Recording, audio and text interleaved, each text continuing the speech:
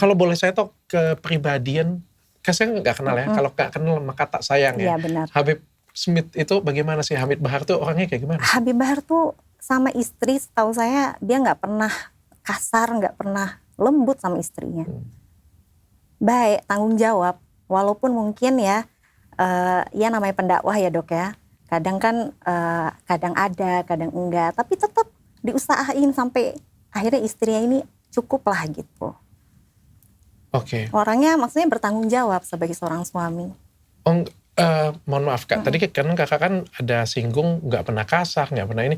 Kalau nggak salah saya kan dulu pernah ada terlibat, kalau nggak salah saya cuma baca-baca ya, nah saya nggak ngikutin banget ya sebenarnya. Benar. Pernah ada kasus KDRT itu dengan siapa ya? Itu sama orang yang godain istrinya, yang dulu. Oke. Jadi dulu Habib kan sempat ada istri juga. Oh sebelum Kak Fadlon? Enggak, saya ini memang udah lama. Yang setelah itu kan pernah nikah juga. Oh ada nikah lagi yang lain? Jadi ada yang sempat ngegodain.